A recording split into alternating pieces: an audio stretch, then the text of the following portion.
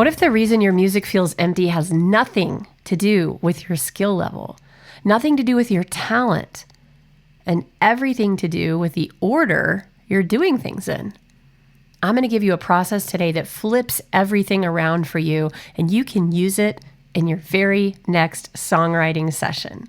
If we haven't met yet, I'm EP Archer. I help musicians and songwriters stop overthinking, break through blocks fast, and finally finish the music they start.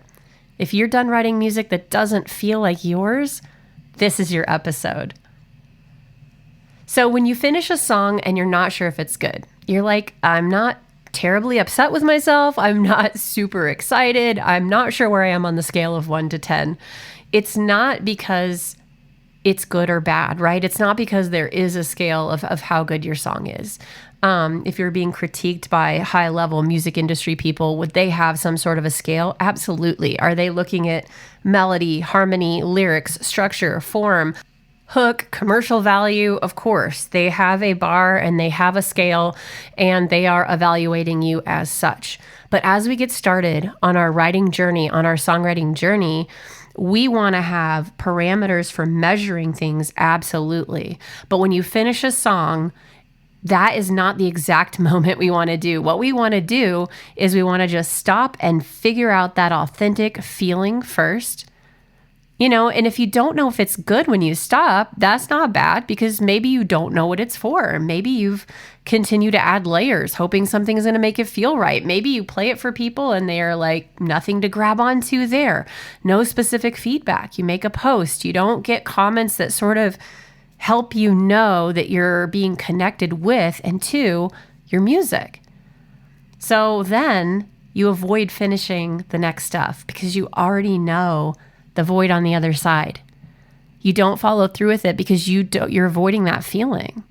We get that dopamine hit from finishing it, but then we really get the lasting value when it's able to be shared, when it's able to be communicated to other people and they have a feeling as well, right? That's the whole reason that we create, is to connect.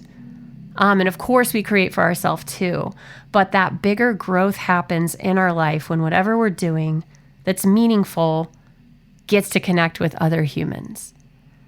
So we avoid finishing because we don't know how good it is. We don't know how it'll be received. And maybe we don't know what to do with it next. Like, I don't know if I want to share it now because last time I shared it, it didn't go great. Or I want to share it, but I don't know how. Or there's a tech block in the way. Or how do I upload? It could be a multitude of things. But I want to tell you that all of those different things that come from different reasons, they're all one thing.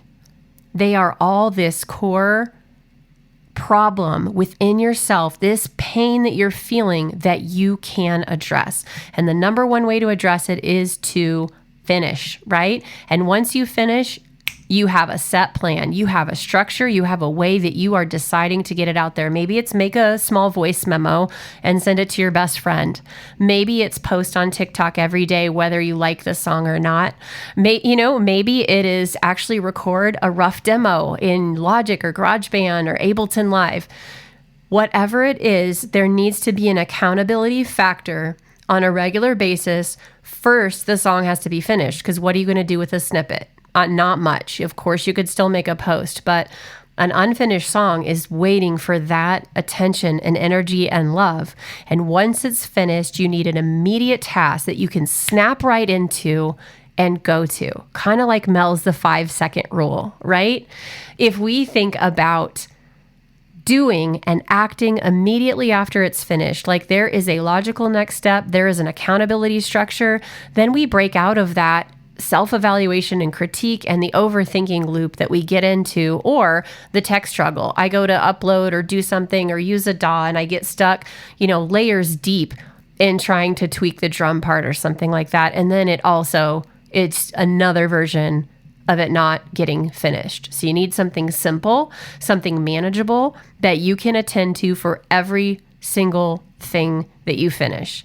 And then maybe the ones that you're super hyped on, or the ones that fit together in a set, those have another step after that, right? And we have a way of detailing that, of marking it, of keeping track of it, because the things that matter to us, we should track that, Not from a system of like, oh gosh, like I have to be in this box, but from a system of I love myself enough and I love my work enough that I'm going to be accountable for it.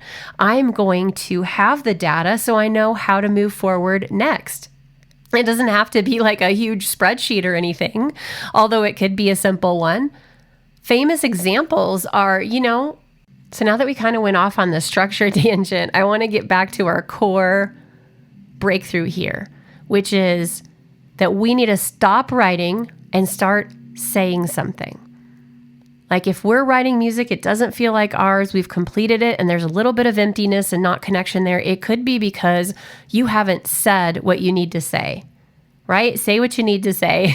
Someone wrote a song about it as well, John Mayer, I believe. But it's a good point, right? Miles Davis is famous for saying it's not the notes you play, it's the notes you don't play. To have intention.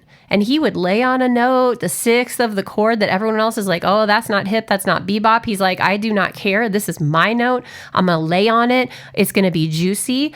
And he held on to that because he had something to say. And wow, how many layers of something to say is that note, right? Just that one note. It's I won't follow convention. It's I have my own sound.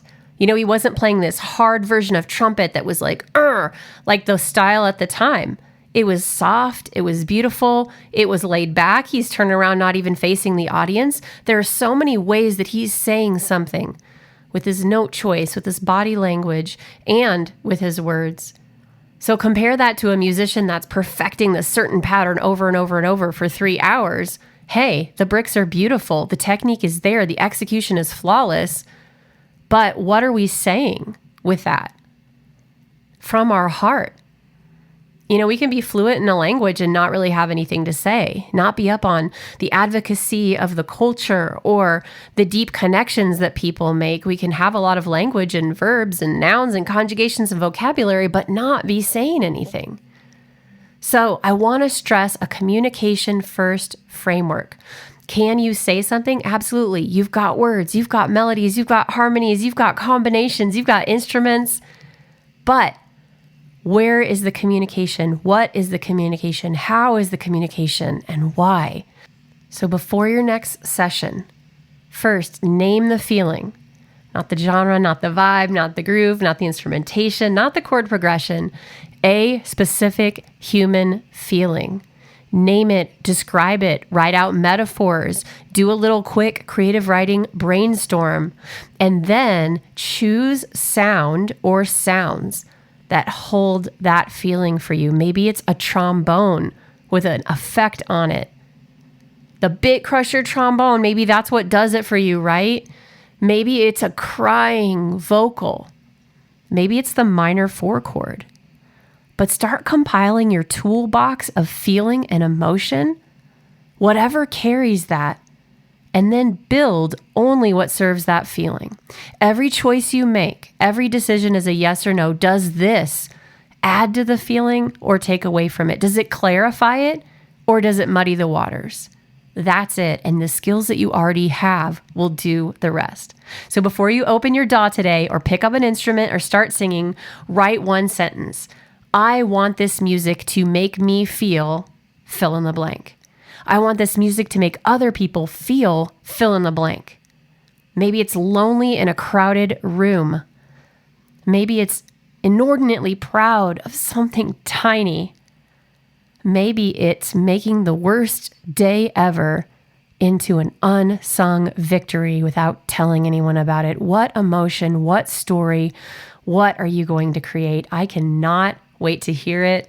Throw it in the comments if you do the exercise. I can't wait to see it. Because when you lead with intention, you get faster, not slower. Every decision has a filter. So make that filter. Does this serve what I am saying?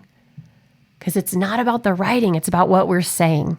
You stop making music and you start having a conversation with every person who will ever hear it. If you want to go from music that's technically fine to music you are proud of in the next 30 days without starting over, come find us at Music Rebels. Your best music is on the other side, and I can't wait to see you there.